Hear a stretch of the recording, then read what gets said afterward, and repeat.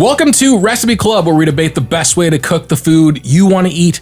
My name is Chris Ying. Here in the clubhouse with me today are two hosts with the mosts. First, owner and general manager of LA's Ronin, Cutler is back. Woo! My redemption arc. Caitlin, generally speaking, people say you shouldn't discuss politics, religion, or sex at a dinner party. Ooh. You have been appointed the high commissioner of all dinner parties. Are you going to... it's a good position. It's a very sought after position. Are you going to add something to that list, or do you want to take something off that list? Well, I mean, it obviously depends who the dinner party is with, but I think sex talk is funny. Let's go. Sex talk is funny. I would take sex off that list. I mean, don't get too serious. Don't go too deep. Keep it up here. You know, like we don't want to know the real stuff. Keep it classy. Speaking of classy, first timer over here on Recipe Club, chef owner of Found Oyster and Queen Street here in Los Angeles, Ari Kolender. Ari, how many oysters should I have shucked in my life before I attempt to shuck them myself for a dinner party with friends? It's a hard question. Everyone's different. Everyone learns at a different pace. At least a couple dozen. It should not be my first time shucking oysters. No. Also, like, quick tip. Like, let's say you're buying 24 oysters for your dinner party. Don't just buy 24. Buy like 40. Because you're probably gonna shuck a few that you don't really want to serve. Yeah. So. You need a few backups after you've mangled a few. Totally. Also, you got to warm up, you know? Yeah. A few little bullpen oysters before you get into it. What do these two people have in common? Well, they both have at least 5 friends, which is important because I have brought them here to debate the best way to drive your guests crazy with joy and envy at your next dinner for 6. So each of these guys has prepared a publicly available or soon to be publicly available dinner party recipe and brought the results to the studio today. Everybody's tasted everything. Everybody has scored everything. We're going to get all into that in just a minute after a quick break.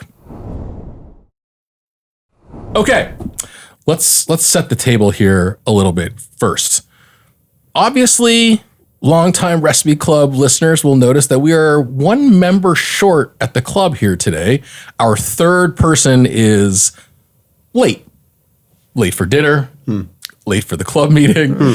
There's an empty seat at the table. So I think it's unavoidable. We need to have this conversation right now.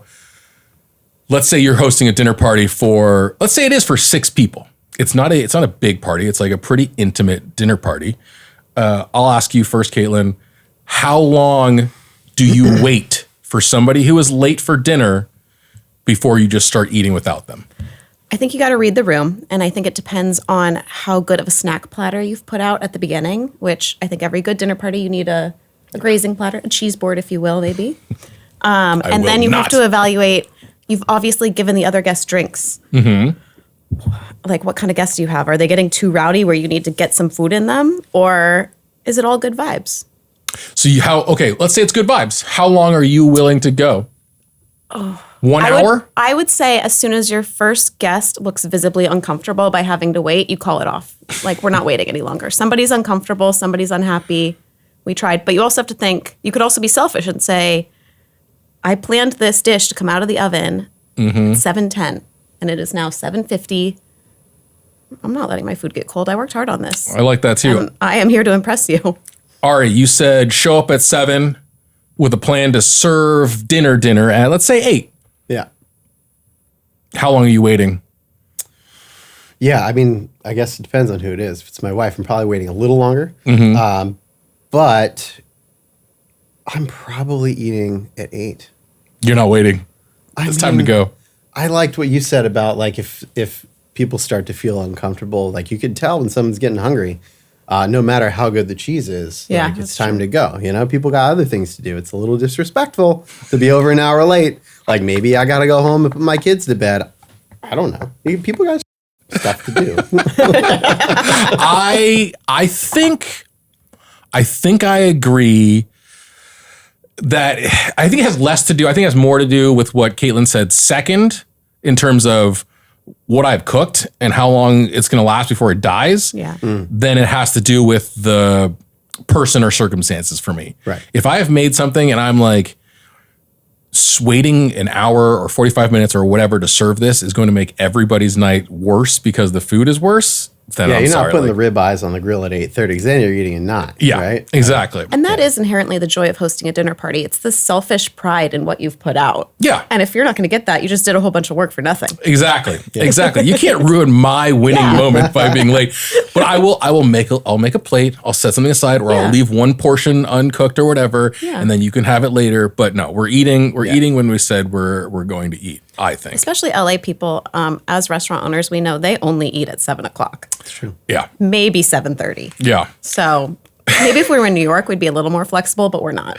I mean, the flexibility that is like sort of foisted upon you guys as restaurant owners is also just unconscionable. Just like, you have a reservation at 7. Oh, it's 8:15. Why didn't you hold my table? Get out of here. I was in like, traffic. Just get out of Or here. the 8:15 resi that walks in at 7 and is like, I'm here. Like, I thought 8:15 was just sort of There was like no 7, so I just made the 8:15 and I'm here. now I'm here. So. Reservation times are not suggestions, people. They're not suggestions. So we will greet our third guest when they arrive here and shame them appropriately. But let's talk sort of the macro of dinner parties here. You guys are experts. You have your careers are based on sort of feeding and entertaining people. You've done this at home many, many times. I'm sure you've hosted dinner parties. But I want to back up a little. Let's put ourselves, for the listener's sake, back in the shoes of a first-time dinner party host. I remember my very first dinner party. I remember this very vividly. I was probably 19 years old, and I was in a shared house in college with 3 or 4 roommates, and I was maybe had just started cooking in restaurants or hadn't quite started yet, but like I didn't know anything about anything basically, but I really liked food. We didn't have a dining table, so I built a table. I built a picnic table to have dinner outside. Like also for beer pong, or it did end up being used for beer pong, but it was, ostensibly for classier reasons, Ari. I made macadamia nut crusted halibut. oh my god, That's adorable. with mango salsa. I want to say coconut rice. Yes. I made an asparagus salad that I set on top of a piece of furniture, which promptly came crashing to the ground and shattered everywhere. Obviously, like, it was very memorable. We had a great time, but like utter disaster, every possible mistake you could make. I think it probably took a week to clean the kitchen after this dinner party, just mistake after mistake after mistake. Do you guys remember your early dinner parties? You have a question about this dinner party? Oh, well, I do. Like, I'm going back to the halibut. Like, was this, where was the inspiration? Were you like, Norman Van Aken's the best chef? Like, this is the recipe I need to recreate? Or what? It was like, it was absolutely the era of Norman Van Aken, Floridian fusion, or this might, honestly, it's probably a Ming Tsai recipe. If I'm being honest, I think it was definitely Food Network, straight off of Food Network website. Yeah. Oh yeah. But probably the biggest mistakes obviously were thinking that I could manage as a civilian the individual plating of whatever 6 or 8 courses, not 6 or 8 courses, 6 or 8 people, like a coursed meal, like insane, of dishes that I had never made in my entire life, like totally bonkers. Do you guys remember having your sort of early dinner parties? I think I did roughly the same thing. It was in New York City. There were 3 of us girls living in like a 500 square foot apartment. And everyone knew I was the foodie. I was obsessed with food. So I was like, I'm going to have my friends from work over for dinner. So it was 6 of us at a table built for 3. It was like in a corner and we were just all huddled around it. But I did the same thing. I made a risotto. I made a salmon. So my it reeked. It was disgusting. Good ventilation, huh? And then we were like 22 New York party girls. So we all got like fully dressed up to go out clubbing after. So we had to also like get dressed, do the cooking. I was doing it all, but it was too much. And it was actually really fun because we were 22-year-old party girls who were just having a great time. But I don't think the food was the highlight. And I think my friends were like, maybe you should stick with finance. I've been telling you to go into cooking, but stick with what you're doing. And that's your origin story. That's how you became a That's my origin story. Yeah. I have a soft spot in my heart for these. Like, I don't want to slam this. I think you should have some version of this when you're in your 20s. Make of all the like mistakes in your 20s. Everyone's got to, like you sit over there on the top of the TV box and like, we'll turn this the dog crate into the dinner table and we'll eat at 1 a.m. because I miscalculated the whole entire thing. But obviously things can be better. When you Google dinner party recipe, there are 644 million results. Everything from beef Wellington to coq au vin to seafood boils. A lot of salmon recipes out there. I'm here to tell you no.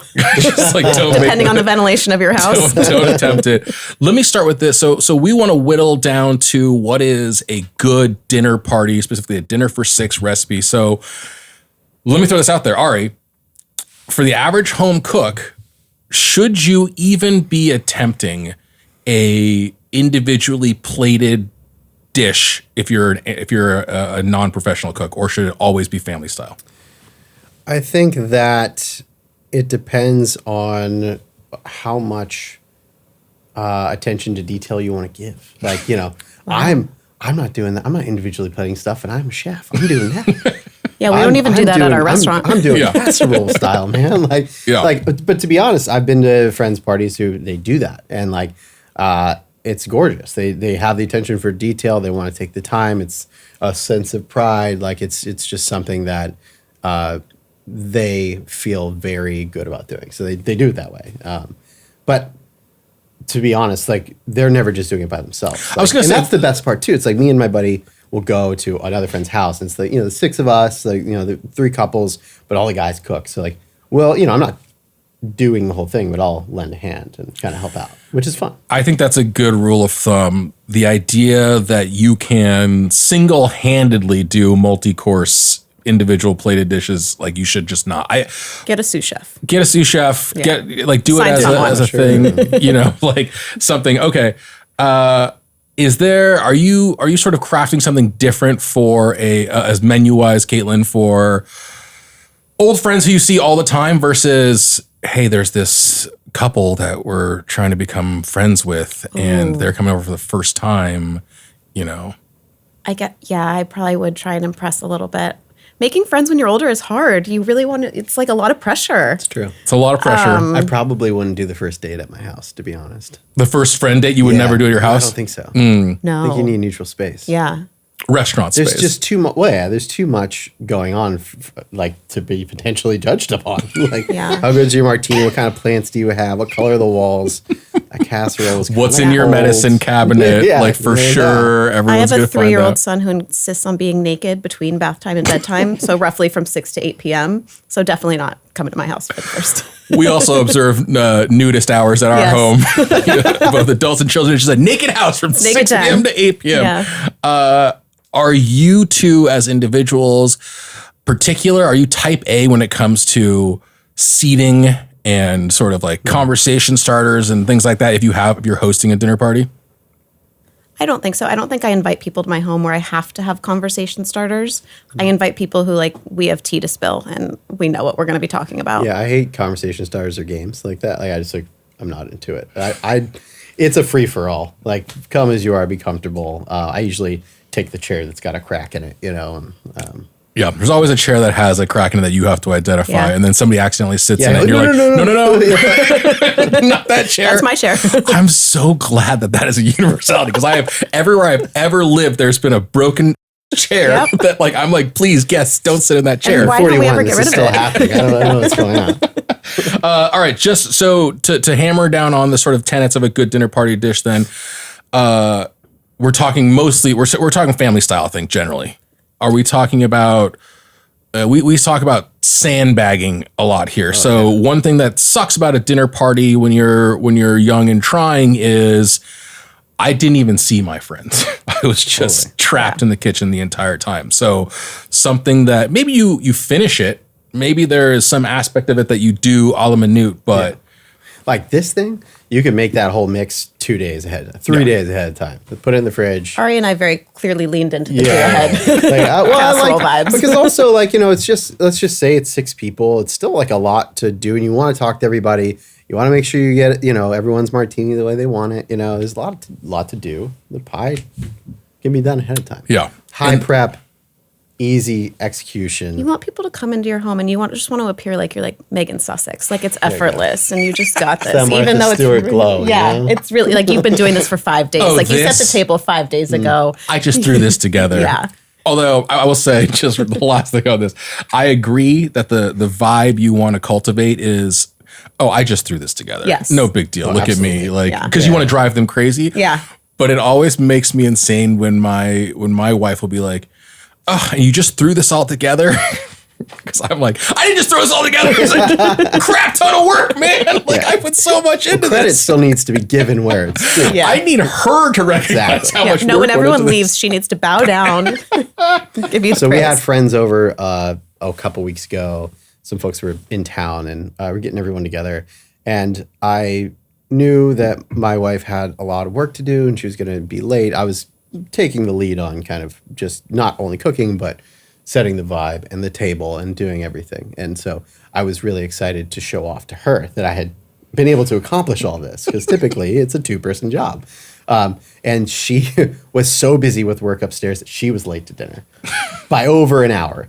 And I ended up just, we did wait over time for her, but I ended up bringing her a plate of food upstairs. Whoa. Instead of, waiting for her, which may That's never service. happen. That is service. That's service. Oh, so I got my points, but she didn't get to experience what I did. See, I need both. Yeah, no, I do too. Dinner parties are about, I'm hosting you. I'm trying to make you feel good, but really, I'm trying to stroke my ego a little bit here. This is about me. It feels good hosting. It feels good to host. It does feel good. I think that is a perfect place to sort of end our setting the table.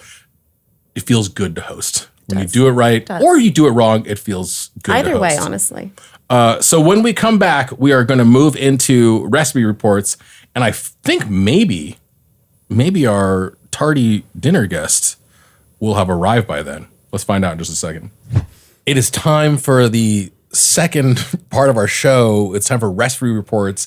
And arriving just in time for the main course here is TV host, columnist, author of Big Dip Energy, Alyse Whitney. Alyse, welcome to the clubhouse. Thank you for having me. Thank you for letting me be tardy to the party. Well, here's the thing. Okay, we got started without you. Mm-hmm. I've already asked Ari and Caitlin this, but let's say you're hosting a dinner party or a podcast. How long will you wait for a delinquent party attendee? Let's say it's a small party, 6 people. 6 people sit down, coursed, kind of like not like a potluck. This is a proper dinner party that I prepared for all day. Yeah. Yep. All morning. Yes. Yes, ma'am.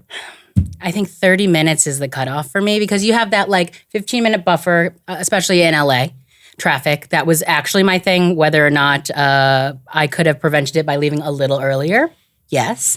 However, when there's I thought you were going to say whether I could have prevented it by not running those people off the road. Yeah. I was a 3-car pileup on the 10. No, but nothing worse than sitting in traffic and knowing you're late for something, especially when you're making a first impression, the first time you're going to someone's home or their podcast studio.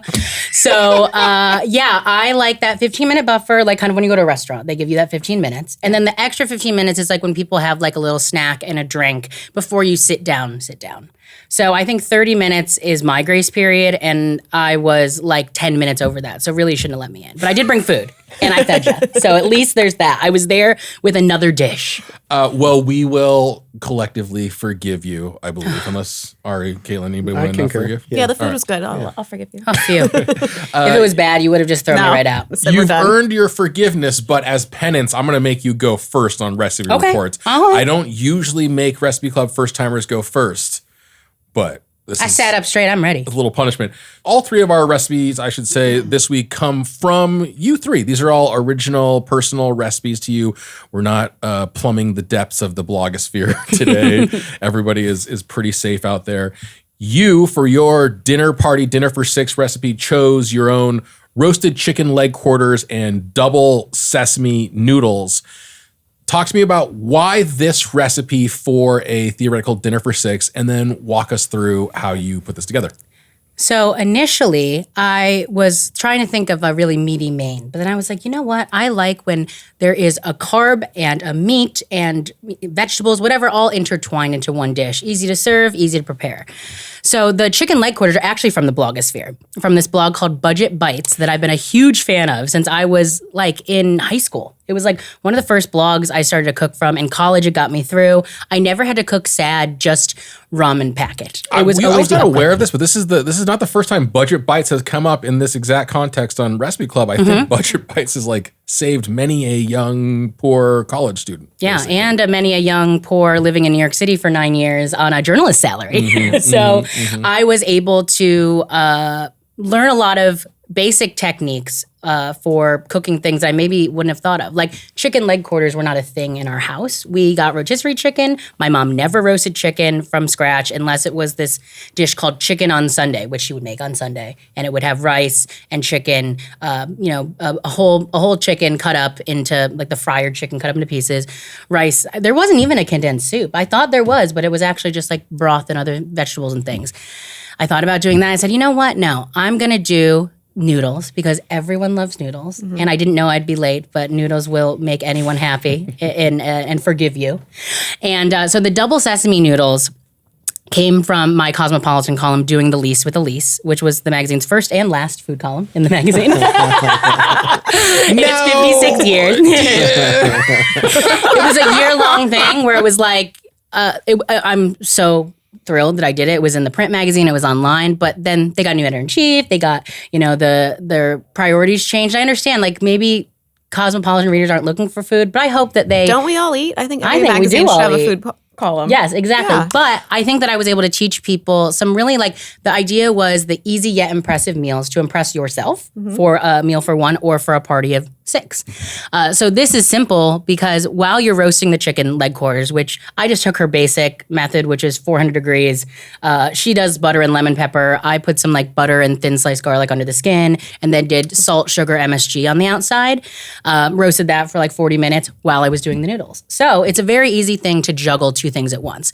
Boil the noodles, which are a Korean udon, which are nice and springy. You could also use a dried lo mein. And then the sauce is Kewpie mayonnaise, Chinese sesame paste, so the toasty kind, and a little bit of soy sauce, a little bit of brown sugar, some gochujang, and all that together, little hot water to kind of emulsify everything. Toss those noodles, and then that's a kind of like a julienne zucchini panchan salad.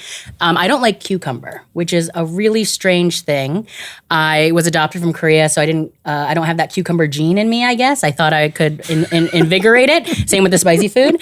But so I did zucchini because I like zucchini's crunch when it's raw. I think that it is giving you the same feeling as a cucumber would, but without the cucumber watery flavor. I didn't post that you did it because you don't like cucumber. I was like, this is innovative. Thank you. Me It's too. both. I thought the same thing. I was like, that is very One of my sick. favorite ways to eat vegetables is just sesame oil, salt, and then sometimes a little bit of soy sauce or a little spice. But that's all that is. It's just sesame oil, a lot of it, 2 teaspoons per zucchini, and sesame seeds, salt. Which a lot of people are afraid of. I feel like a lot of people are like, oh, it's only a couple drops, right? No, and it's a great finishing oil, but it's also nice within but all the components. So then the chicken may be plain, and I like that it can kind of soak in some of the sauce, but you can also just get a bite of chicken.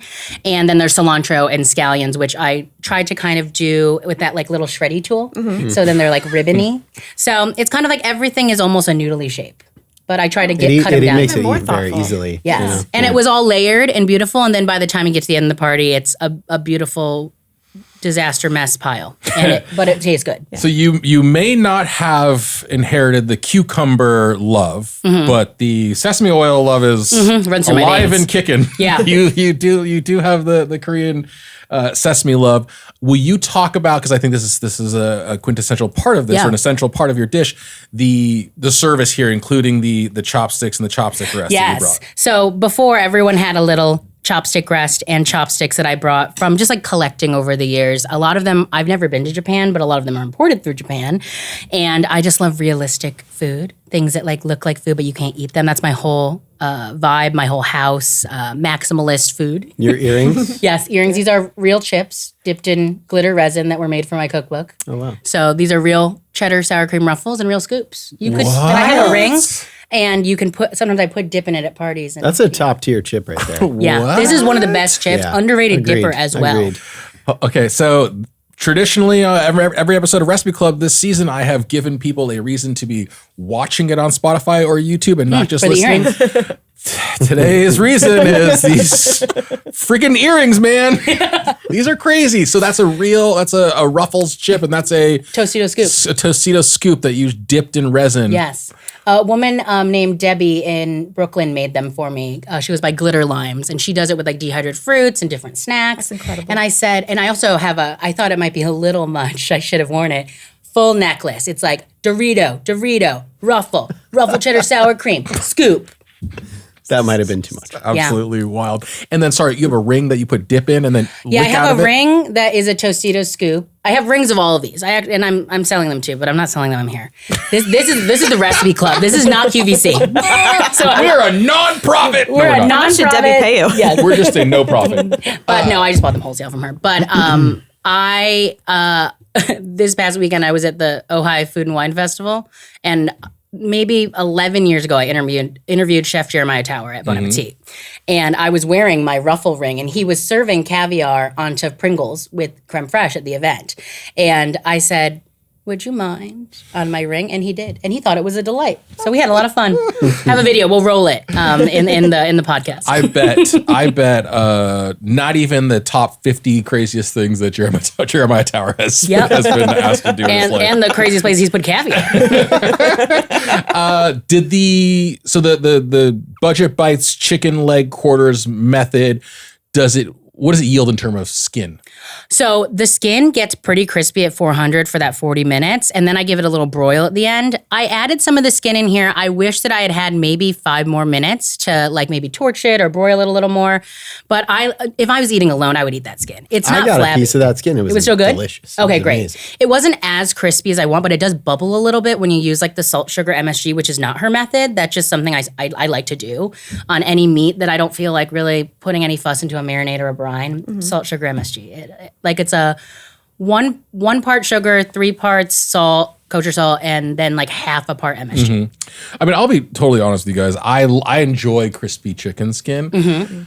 I don't need it to be crispy to love it. I'm good with just chicken skin, however. Yep. Agreed. It's totally fine. Let's get into some of the feedback here. I thought I'll go first. Okay, thanks. It's my prerogative. My show. podcast. I can do whatever the hell I want. I thought the chicken leg quarters were very delicious. I like this method a lot, and I do really appreciate. I think it'd be very easy to thumb my nose at Budget Bites as a website, but I really appreciate that there are these simple things that people don't know how to do, which is roast the chicken leg quarter and how do you do it right and reliably so. So I thought those were delicious. I agree with Ari and Caitlin. I thought the zucchini was a really nice surprise. I expected, for some reason, maybe just because I'm trained to, expected cucumber, and I thought zucchini was delightful. I also can be tired of cucumber. I brought up the chopstick holders. So I don't know if we explain this clearly. Alyse sort of passed around a little tub of assorted chopstick holders for everybody to choose from. And I love this gesture. And I think when we talk about dinner parties, yes, it's about specifically what you're serving, but it is also about like what are the little memorable touches. And this is a thing that if you go to a izakaya or sometimes a kapo restaurant in Japan, they will walk around with like a big bowl of assorted sake glasses, and you sort of select your sake glass, and that's your glass for the night. And then they're all totally different, and it's sort of a little Indiana Jones Cup of the Carpenter thing. So I thought that was great. Caitlin found this very flavorful. Thank you. You liked the all-in-oneness of the thing. Yeah, I think it's a smart dinner party move. Unique and different, not what you're going to find at every dinner party. Ari, high in flavor and well balanced. This is my favorite thing is when chefs, like, I don't think people understand the compliment that is when like a chef tastes something. It's like, that's well balanced. I'm glad you think that because my flavorful. wife would say that sounds like a robot said it. That's why I'm bringing it up, because I think people assume that it's just like an empty compliment. Right. But I genuinely think like chefs taste food and It's what they're looking They're for. looking And if it's for it not to- balanced on your I did palate. put a period on that, and then I took a second and I wrote a little bit more. Salt, acid, Yeah. sweet, all there. You wrote that? Yeah, I did. Wow. Chicken is cooked perfectly. The green element helps cut the richness of the sesame. In terms of critiques, Ari, I think that I agreed with you a little bit, or I agreed with you entirely. Dressing wise, you thought like when you said sesame is too thick, I thought I sort of perceived it as I don't know that I need Kewpie in this. Oh my God. Yeah? Really? Here's I'm Mayonnaise just gonna- needs to be in every meal. I'm gonna give a little bit of backstory on this. Please. I'm not a huge fan of things Mayonnaise? with sesame paste and peanut, like a Dan noodle. They just get too thick for me. Like I feel like I'm just eating A jar peanut of butter Yeah. or something, and like it doesn't matter what it is. It's nothing to do with the way you did it. It's just like a preference in general. I'd be honest though, like I thought the dish was insanely good. Like I couldn't stop eating it. It was very Well, don't worry. very We well got done. plenty more. Caitlin, you were appalled that I said there's maybe too much Kewpie in here. Appalled. I have a mug that I drink my coffee out of in the morning that says, "Don't talk to me until I've had my mayonnaise." I love mayonnaise. I grew up not really eating mayonnaise. I thought it was the opposite of good. I wrote a Like, whole it book really about would dips, so I freak me fucking out. Like, I love the texture mayonnaise. of it freaks me out. Like I don't know. I mean, we just need to like I'm trying to find merch that we can sell having with the recipe club stuff. I think I just need to start selling your guys' stuff. Okay, great. Just start selling your earrings. Start selling anything you see on the show. I say that maybe Ari and I aren't saying the same thing, but the sort of the creaminess of the dressing, to me, I was like a sesame oil based dressing, like that was just sort of maybe vinegar or citrus or whatever it would be. Like I would like it just as much. I love Kewpie mayo. I love Kewpie mayo more than like an unhealthy in all ways, shapes, and forms. I love Kewpie mayo. In fact, when Alyse passed around the chopstick holders, I selected the Kewpie mayo holder. So it was maybe just personal preference. Let me ask you this. What is the target temperature you want to serve this at a dinner party? The best part about this dish is you can eat it, and this is why I selected it when I was thinking about a recipe that can just sit. If you have a lingering dinner party, if it goes many hours, if you have a latecomer, you can eat this at any temperature. I think when it's hot, the Kewpie will break. It'll separate, so you need to at least let it come down a little bit in temperature. Same with the chicken. Took that out, let it sit. But I think the temperature it's at now, like this room temp, where it's like still like kind of like saucy glossy, and the sauce is clinging to the noodles. It's not melting off. It's not hardened or anything. Like I don't like it out of the fridge. The tip in the recipe when I developed it is actually store your little bit of noodles in a zip top bag, add a splash of hot water and massage it, and then you've got perfect temp noodles. Oh, that's a good tip. That works on me too. Wow. Caitlin, I think you were stretching to find some critiques here. You were worried was. about the effect that the garlic might have on breath. All I could think about was, like dinner party Oh, rules yeah. of, But if everyone eats it, it cancels out. that's true. We're all dragon breath. But I did have a big piece of garlic in mind that I was like, oh, if I ate that without looking, I would. So the garlic was slipped in between the skin and the meat of the chicken with a little butter. okay, yeah. And so it kind of like So it's started sweet to garlic now. cook. Yeah. But I thought about taking it out, and then I thought it looked nice. So Yeah, it did look nice. But it's good to know though, if I'm serving it for a dinner party, maybe take out those slivers of garlic and just keep the garlic in the sauce. Yeah. I like feedback. Yeah. You said this is better than what you typically see with sesame noodles. Yeah, no, it's true. Like again, it's not my typical thing, but usually it's way thicker than that. Like it's the flavor like isn't as complemented by like the zucchini, let's say, or even just the flavorfulness of that chicken. I did like that. Like Caitlin said, it is like a meal. Like it's a whole thing. Like I love that. Like you could just have that and be totally satisfied. Thank you, Alyse. We're going to move on to our second recipe report after this quick break. All right, for our second recipe report, it is our Recipe Club second timer. Woohoo. Caitlin Cutler, you made, is this your mom's? It says mom's sausage rapini mac and cheesy. No, I'm the mom in this. You're the mom in this case, one. yeah, It's mom's Yeah. sausage rapini mac and cheesy. Yeah. Maybe the most fun recipe name to say we've Ever. ever had on the show. I really like a fun name. Yeah. I do. And I like I like rhyming. I like alliteration. I like all those things. We put you through a little bit of a ringer in selecting your recipe. You did. Mostly not because we thought any of your choices were wrong. We just wanted to avoid too much overlap with what we've done on the show.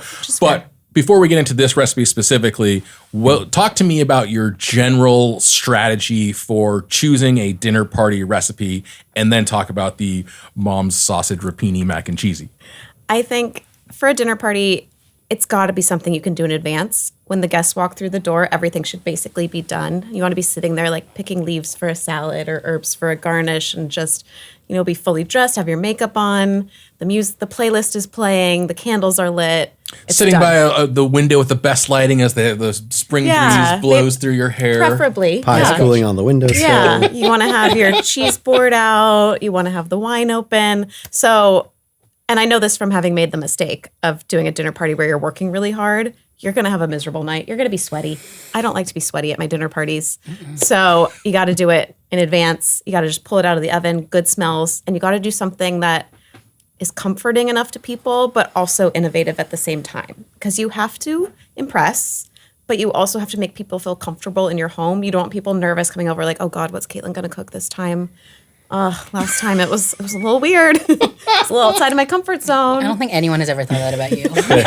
Better eat before we get because I put a lot of effort into them not thinking that. That's okay. The worst thing you can find out is we eat before going to dinner at your house. Yes, that's my worst nightmare. The best feeling in the world is, can I have seconds or thirds? Yes. That's a great feeling. But yeah, Ari, I don't want anybody eating before they get to my house. So originally you were going to make lasagna, which is the exactly fits the description you're talking about. A homemade lasagna, festive. You can see all the work that goes into it. It's beautiful. We said we've already had a lasagna recently. I also pitched a lasagna and was told the same thing. Alyse also want to make lasagna. I first went for baked ziti. Oh, we were all in the same Italian-American vibe. I don't think I actually said it out loud, but I just ended up doing this. But anyways. So ignore everything in this episode and just make a lasagna. Oh my gosh, is the lesson here. We could have made 3 very different lasagnas, I feel like, from our backgrounds. Like you have the classic Italian thing going for you. Mm-hmm. You could have made some bomb seafood lasagna. And mine would have been made with dip. Absolutely. Where did you end up with mom's sausage rapini mac and cheesy? God, I love it so much. So I have to admit, I don't cook at home that often because I'm married to a chef who does most of our cooking. But every now and then I do. He works really hard, and I'm just like, it would be nice for him to come home to a home cooked meal, even though we're going to eat it at 10:30, 11 p.m. It would be a nice gesture. So I do have to do something often that's kind of like a one-pot hearty thing that I can do while the kids are still awake, and I'm doing 3 kids by myself. You have 3 kids? I do, yeah. And you cook dinner? Yes. Wow. And this wasn't, I had to do a test run of this because it's my first time making this recipe, and it was not ready until 10:45 last night. Oh my God. Because of those 3 kids. But, and then so I think pasta's a great, put it in the oven, bake. Everybody's excited for a pasta night. It's kind of like a treat yourself thing to get a really special pasta. I like the idea of mac and cheese, but I don't generally enjoy sitting down to a plate of noodles and cheese for dinner. I need a protein. I need a vegetable. I need some balance. I love sausage and rapini pasta. And I had an inspo moment to put them together. And I was like, this could make people happy. It's unique, but it's comforting. Here we are. I think that putting the dish aside for just a second, which is delicious, and we'll get to in a minute. What you're talking about in terms of, we called it sandbagging earlier, but just the sort of, I want people to arrive at my home and not feel like they're walking into just like chaos and disaster and me losing my mind, and everyone should be at ease. I think cannot be sort of overstated. A baked pasta, whether it's lasagna or sausage and rapini mac and cheesy, is fits the bill perfectly. Yeah. I bring this up because I realize I'm learning something from you guys right now. Here is a moment that has become built into hosting dinner at my house. Every time we have people over for dinner, whether it's 6 people or 12 people or 20 people, there is a moment that happens right before we serve dinner where, Chris has to go upstairs and take a shower. Because people have arrived at my house. I'm not dressed in my nice clothes. I don't have my makeup on. I don't have anything. There's no pies in the windowsill, Ari. There's nothing looks good. I'm wearing the sloppiest t-shirt, shorts and socks and slippers. And by the time dinner's ready, I've sweat through all of it. And it's like, we can all eat in 15 minutes after I go. So you're late to your own dinner party. I am somehow late to my own dinner party because I got to go take a shower. So I really, really appreciate that. Let's get into some of the feedback on, I'm going to say it one more time, sausage and rapini, mac and cheesy. I think this is for me personally, and I think Alyse, you said something similar. I don't generally like breadcrumb on my mac and cheese. I really, really, really liked this a lot. Oh my God. I've converted you. That's so exciting. I don't know what happened. I didn't like it. She didn't say that, but you liked it a lot. For the record. You thought it was an herby breadcrumb storm. Yes. Yeah. Yeah. And I put a little like carrot to say herby, didn't I? Because I was Put like, a little carrot in there. Also, Alyse, wild handwriting. Yeah. Absolutely wild. Yeah. Oh, wow. Yeah. It looks like you're a tagger. I'm a doctor who's been through a lot. You look like you're on a journey there, Yeah, I'm on a journey. throughout the sentence. I think that I agree with you. I think the concept of sort of your typical sausage and rapini, broccoli rabe combination is so good. Like I love the kind of bitterness or astringency of broccoli rabe. I love it with sausage. I think adding the like Mornay sauce here, the cheesy bechamel, gives it so much more body and makes it feel. By the way, more. I thought I invented that. I told Daniel about my recipe. Bechamel? And no, I knew bechamel, but I was like, and then I'm going to make it cheesy. And he was like, so you're going to make Mornay sauce? And I was like, you mean I didn't just come up with one of the mother sauces right now? So I mean, it is mom's. I did have a humbling It is mom. moment. You didn't say who mom was. It could be any mom. No, Yeah. Mother I was sauce. really proud of that, but now I have been schooled What kind that of that is a cheese thing. is it? Am I allowed to ask? You are allowed to ask. So Why would you? That is one of the things you never ask at a dinner party. What Yeah. kind of cheese was it? Oh my God, no, Everyone's this weight, is actually- age, and what kind of cheese. as Chris knows, I center all of my dishes around cheese based on my Yes. last performance. So actually, yes, I went to the cheese store Beverly Hills and I was Yes. going to get a Comte, but I spoke to my friend Jay over there and he sold me on an Italian Alpine cheese from Friuli, which was a little bit milder, but still, had some strong earthy notes to it and some funk, which I appreciate. But I thought it was more of a crowd pleaser and would balance out all the other flavors better. So actually, that was a very important question that you should always ask. And it's a crowd cheeser, too. It is a crowd cheeser. Very nice. Very, very nice. A regular panographer over here. Alyse, you loved the cavatappi. Yes. This It is the shape. I believe it's an elite pasta. Yes. It captures all the sauce. It keeps you going. It nestles everything inside. It's fun to look at. It's fun to look at. It's fun to say. It's fun to say. Fun to say. And it's corkscrew, right? That's what it's after. So wine. It has It's- a connection to wine. It's like it's a corkscrew, but it's not fusilli. It's not that kind of corkscrew. It is. If anybody hasn't had it, it's like a tubular. It's a water slide. Tubular It's wine like opener. circular bucatini. It's circular bucatini. Tubular. Tubular teeny. It's a water slide. I love cavatappi. I thought it's a amazing pasta shape. I feel like it just sort of showed up relatively recently. I don't remember growing up with this thing. I Yeah. didn't. I started using it. It may have been Budget Bites. It may have been another blog. I feel like I saw in a blog photo. I remember making cavatappi Langostino lobster mac and cheese in college for a food science class. Wow. That I took instead of having to take like a general, math class Did they or something. reimburse you for that? I don't know. Good Lord. Yeah. Are you like the bitterness of the rapini? I did. You also thought it was good use of breadcrumbs. Love a breadcrumb. Good. Big Yeah. fan. And you like the spice and the sausage. I agreed with all of those things. My critique was I maybe want more rapini and more sausage a little bit. I kind of, that's my only thing. I loved it so much. You're a stuff guy. I'm a Yeah, stuff you're a guy. stuff guy. Yeah. I want the stuff. Yeah. Give me the stuff. I don't need the pasta. Give me the stuff. Alyse, you want a little more sausage in there as well. I thought that the sausage tasted delicious, but it was a small little nugget. So I feel like if there was either more volume of sausage or slightly larger pieces of sausage that would match the cavatappi's je ne sais quoi, it's got a little... I think, okay, so It's I doodle. went with the smaller pieces to get a lot of charred brown edges because I'm all about the Yeah. meaty crunchiness. Yeah. So more small pieces, would that be happy compromise? That'd be fine with me. Okay. Just go make it Taking again. this feedback well. I'll Go go home. Alyse and Ari, you both thought maybe a touch of acidity, some brightness or something. Yeah. You know what? I actually thought of maybe doing grated lemon zest. That would have been it. Yeah. And then I forgot it been it. because I have okay. mom brain. That's what So, makes it mom. I agree with Yeah, you. to make it I mom's. confirm. Yeah. It's like mom spaghetti, but way more fun. I think Ari and Alyse, you both thought could be a little saucier. Yeah. Yes. Okay. Yeah, a little saucier. But otherwise, I think everybody much better than versions you've had before. Yeah. Yeah. I never had a baked version of it. I'd only had it, Right.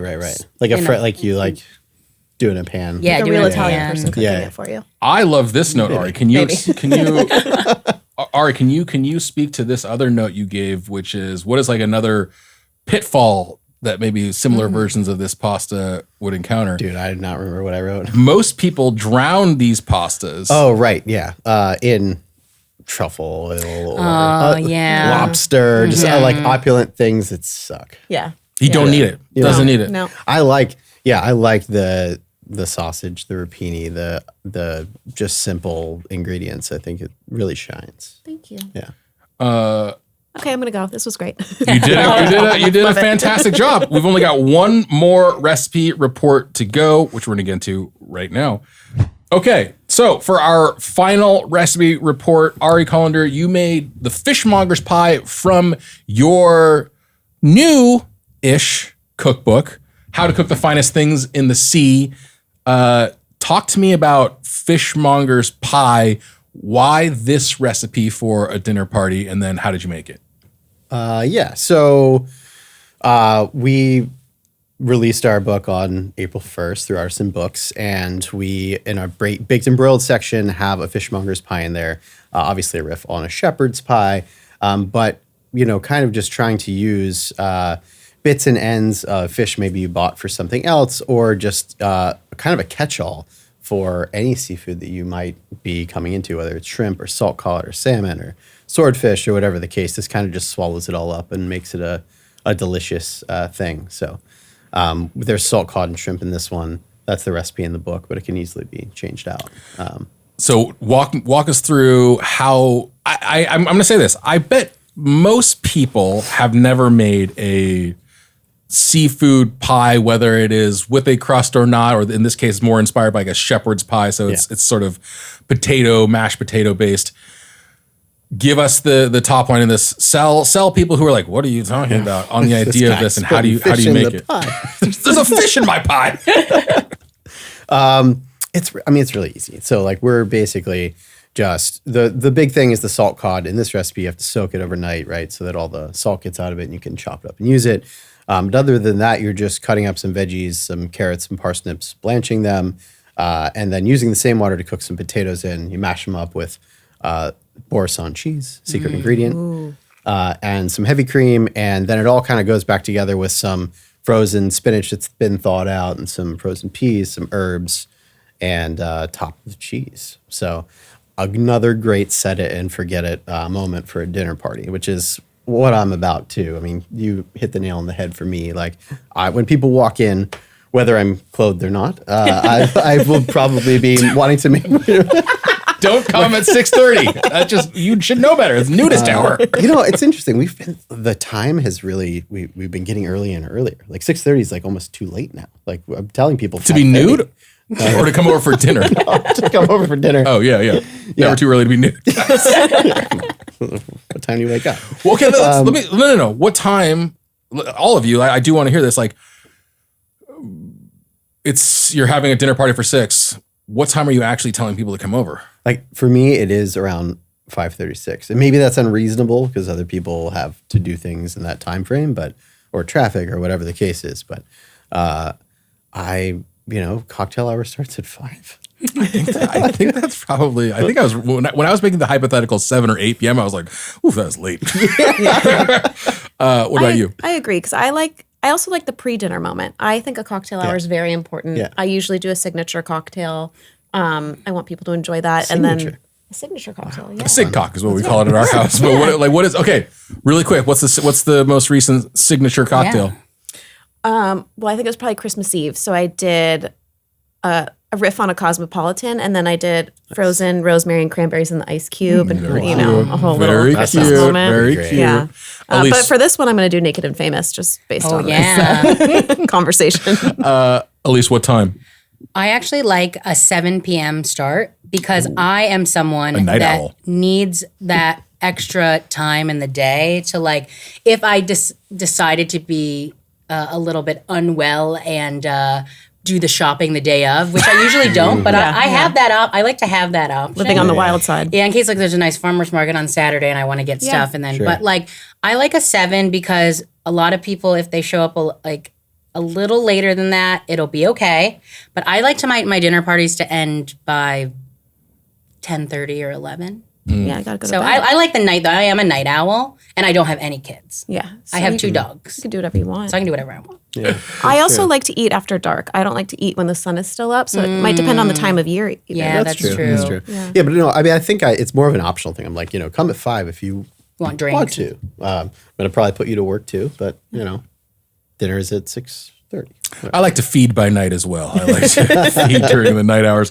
Okay, so I want to, before we get into the notes here, I want to bring up a couple of things about your recipe. So, like you said, it is a set it and forget it. The vegetables in there: parsnips, carrots, peas, spinach. Yeah, like you potato. can mix all this up 2 days before, leave it in your fridge, and then pull it out and let it come to room temp and put it in the oven. And I want you to talk a little bit about salt cod for me because this is an unfamiliar ingredient to a lot of people. It is an incredible ingredient. Yeah. It is maybe one of the most important ingredients in history, really, at least in the Western world. Where do you find salt cod? I don't want people to tune out instantly when they hear salt cod and think like, well, I'm never going to mess with that. Yeah. Like, I mean, to be clear, you can put all shrimp in here and it's going to be great. But, salt cod, you can find it on Amazon at Whole Foods. Like, it's around. And, there's really pristine stuff that comes from Portugal or Spain, but Canada also has a good export of, well, at least maybe they used to. it just got a whole lot more expensive. Of salt cod. And, I mean, it is very easy to get, and you just have to soak it for 12 hours or so. So I usually just do it overnight. But, the reason that it is in the world is because these Portuguese fisher people were sailing across the Atlantic, exploring, conquering, whatever they do, and they found a bunch of cod everywhere, caught a bunch of cod, and they were like, what are we supposed to do with all this? How can we trade it? How can we eat it? And so the preservation method that I'm sure they learned from somewhere else got applied to the cod, and that's it. And it is like, in addition to being an important ingredient, I think it is very, very delicious. So we'll get into some of the notes. My thought when I ate this is that combination of potato and salt cod is actually is very classic. It is brandade, Or where you sort of, scordalia, right? yeah, Right. you're whipping the salt cod with potato and a lot of olive oil, and like that was my first reaction to tasting it. And I haven't had brandade for a while, and it was truly delightful. When the recipe or when the producer told me you're making a fisherman's pie, my head did not go to this. I was like, oh, there's going to be a crust and it's going to be like a pot pie and it's going to have this thing. And then when I read the recipe, I was like, where's the crust? I was like a little concerned that it was just going to be like a soupy thing with no crust. All my concerns were answered immediately. No soupy crustlessness. I thought the shrimp, actually, the cook on the shrimp was A+ for me, in this context. My only minor thing, like I'm not a big dill person. So that was like the only thing for me, but I didn't feel any concern over cheese and seafood either. It was very delicious. I've never really had this version of a fisherman's pie. I thought it was great. What else would you serve around this dish for your dinner party? I would serve like a really nice green salad with like a mustardy sherry vinegar dressing, maybe some nuts in there. Nothing too heavy. A lot of sliced raw vegetables. Some bread probably because I just like carbs. I like putting potatoes on bread or breadcrumbs on pasta. Yeah. And maybe a roasted veggie on the side. Like I like to do simple roasted vegetables that just get lemon and salt and chili or whatever. What kind of cheese is on this? Well, the boursin is in, and then on top it is Tillamook cheddar. Yes. Yeah. 2 excellent cheeses in my fridge right now. I have a cheese drawer. You could get fancy. Yeah. You could put anything on top. But, I did try the to do boursin is essential to the recipe. the boursin. You can't mess with that. But only the original flavor, or do you experiment? Because there are like 16 flavors. Garlic herb one. I love Garlic boursin. herb. Yeah. I would never have known there was boursin cheese in that. Really? But it does have a nice creamy, It's very herby, creamy. garlicky. I just thought you put all those things had in. mastery. Well, there's actually no garlic or onion in there. So that flavor is coming from the boursin, but there is fresh parsley and dill. And I have a boursin neon sign in my home. You can come visit. This is the most I've ever thought about or heard the word boursin. You don't?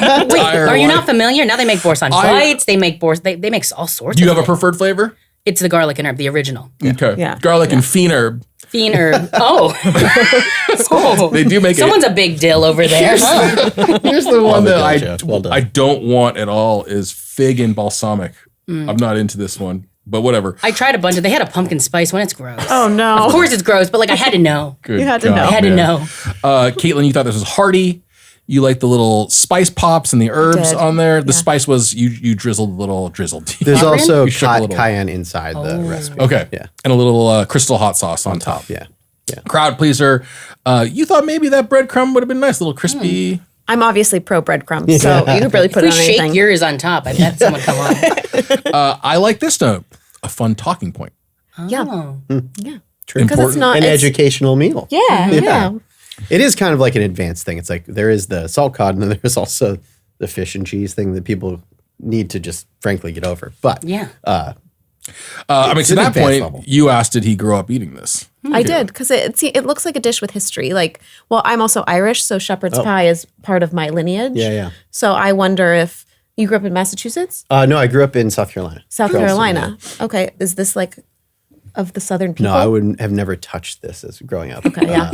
I just didn't eat a lot of seafood actually growing up. Wow. I started you now. when I was like 20. Then you found the oyster, huh? Yeah, I found the oyster. Alyse, you found it hearty, warming, cozy. Yes. I like this. You could have fed an entire fishing vessel. Yeah. That's a lot. Well, that's my. Fish- That's I like that. When I cook is just how I cook because I want to eat this for breakfast the next morning. Yes. Like Yeah. I always make for if 12. there's no leftovers, it's Yeah. a Do you fail. think if you crisped it in a pan, it would become kind of like a hash pancake? I've done it. Oh, so It's a good? good. It's it's a next over. maybe better. I don't know. Oh, Yeah. Get one of those you scoop, Meyer pans. you scoop, you put it in there, Get it in you get it there. crispy, and then you put an egg on top, and you. Oh my goodness! In this economy? this egg economy, you Well, get to that caviar point, cheaper. no, I mean to that point, I do want to say yes. The egg might put us over the top, might break the bank a little bit, but I do appreciate that it is. It feels festive. It feels luxurious. Yeah. But like salt cod is traditionally a cheaper thing because it's a preserved fish. It's frozen spinach from a bag. Yeah. Like I like all these frozen aspects to it. peas, which are Lovely mixture of textures. Yeah. I like the Alyse. mixture because you like mash it, but then there you get a little chunk of potato. yeah, it's a little chunk of rustic parsnip. mash. Yeah, a rustic mash. Yeah. This brings up something interesting, Alyse. Your serving didn't have as much fish as potato. Yeah. I think it may have been just in the scoop, right? I got only like one piece of salt cod and 2 pieces of shrimp. It was good, but I was kind of digging around for more fish. But I guess in the case of a dinner party, if I was at your home, I could be like, "Can I get some more fish?" I would just ask. yeah, you would just Yeah. My scoop had plenty. She took all my fish. User error. But I do think that's like a real moment at a dinner party where you're maybe the recipient of a scoop where you're looking at the person next to you and you're thinking like, well, they got so much lobster in there. So you can't get anything over here. I remember this is a digression. I was at a bar with my wife and her mom in Massachusetts, and we ordered lobster rolls. And I looked at their two lobster rolls, and it was just like big, huge, recognizable chunks of lobster. It looked so beautiful. And then mine was just like a hash of just like, oh crap, we're supposed to make 3? Just like the little dregs in mine, which I mean can be the most like the little leg meat and all that can be like the most delicious parts. But I was also like, is this a race thing? This is actually something my husband's learned about me is I don't like to be served. And he tries to be a gentleman and like we eat a lot of Serve pizza. yeah. So he'll like pick me the piece of pizza. He used to do this. And I would be like, do not do that. Like, absolutely not. Like I am evaluating all 6 of these slices. I have a favorite. I'm hoping you let me pick first, but do not serve me. Yeah. It's a woman's right to choose. It is. It really is. As part of the patriarchy, I will say it is a form of suppression. Yes. Where I'm just like, no. This is what you're going to This eat. looks chivalrous, but really I'm saving the best piece for myself. You're getting the crappiest piece here. Alyse, you thought you attributed this to your tardiness, but the cheese had congealed a bit on top. Yeah. It still was good. I know that if that was a melty cheese pull of Tillamook cheddar, that would have been excellent. That's the thing I find most difficult about baked pasta dishes, dishes with cheese on top. It's that it can only be perfect. We call it the cheese helmet. The cheese So like sticks, like it's like you can't get through it. It's a real thing, and I don't know that this was the right there are cheese no for it. cheesy top dips in my book. Yeah. And a Because whole of book the about cheese dip helmet. because of the cheese helmet. Yeah. There's one that you can sprinkle a little bit on and melt it, but like it can't be a full layer because it is that you're You gonna need have a chip. different utensil Yeah, to yeah. slide It it in. pushes the full helmet goes into the dip itself. Yeah. So I I'd rather got have you. more cheese within. Like I have a tuna Right, melt dip yeah. and there's like pockets of American cheese. That's what I want. I want Yeah. to dip into cheese. I got you. You asked a good question here too, Alyse. What other fish combos, what other seafood combos might you roll with here? I mean, truly anything. Honestly, I've meant to bring or put salmon in that. I just totally forgot. But You guys. Salmon and lemon zest can go together. Yeah, you guys can make a meal. it really is like you could put anything. There's really no wrong answer. Any kind of flaky fish, any steaky fish, shellfish. Yeah. Okay, so we have heard all three of our recipe reports. Before we move into everyone's favorite part of a dinner party, judgment, I'm going to give each of you an opportunity to make a closing statement. So, Alyse, I'm going to come back to you and ask you, tell the listeners why, if they're hosting their next dinner for 6, why should they be making roasted chicken leg quarters with double sesame noodles? This dish is a slam dunk because you can make it so quickly. And yes, you could make it in advance. If you kept the sauce separate and tossed the noodles with a little hot water, you could do it a day in advance. But what I like is it can be a la minute. You can make all of this in less than an hour when the chicken is roasting, which takes about 40 minutes. And the layered, it gives like some shock and awe, but you didn't have to put in a ton of effort. And it's great for leftovers. So if you do make too much, or if it is a situation where you have multiple dishes, then you'll have that later. And it's really good the next day too.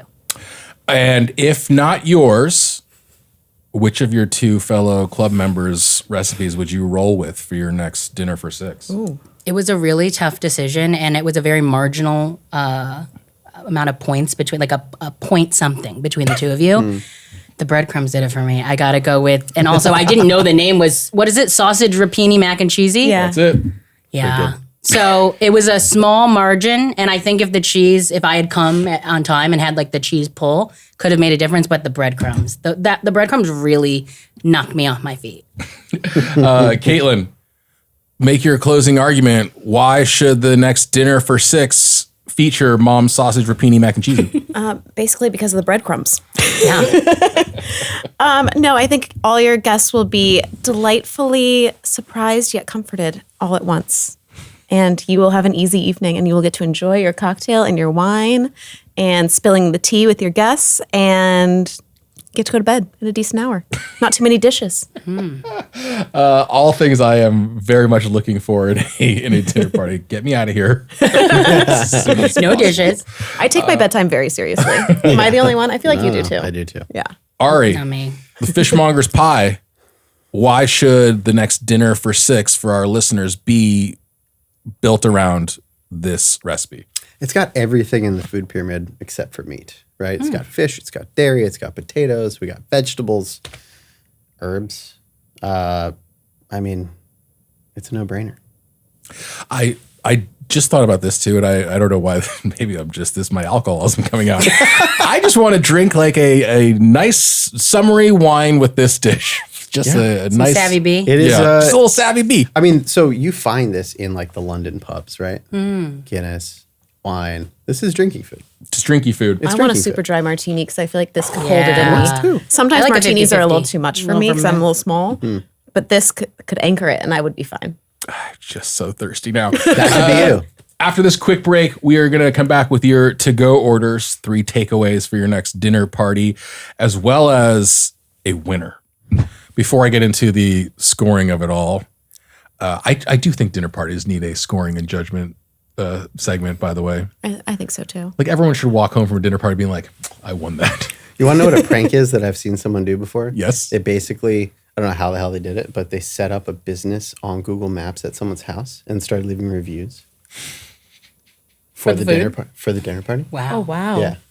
Pretty awesome. Seems like they could be easily doxxed, though. Yeah. That doesn't seem like Maybe a the thing. business was already there. It was like someone's old window tinting business or Yeah. something. And they just like started using that as like a review thing for someone's house. They just registered a It was fictitious actually Chris. business name. Yeah, it was me. It was me. Here are your to-go orders before we get into scoring. These are 3 takeaways for a great dinner for 6, ripped from the headlines, taken directly from our 3 club members today. First of all, I think probably the most important thing, what Caitlin talked about in terms of being done ahead of time, being able to welcome your guests into a home that feels not chaotic, not insane, not like you walked into a war zone, but is relaxed and you have the wine open, you're ready to go. The house smells great because you've baked lasagna or sausage and rapini mac and cheesy. You don't want to have to leave your own dinner party to take a shower. Just avoid this move at all costs, people. Secondly, and this is stolen from Alyse, the dish itself, delicious. I just genuinely think the vibes you bring to it are something that people should try to learn from. I think the fun of, hey, we're going to have this dish that's served with chopsticks. I'm going to bust out my different chopsticks for you to choose your different set and choose your chopstick holder, your chopstick rest.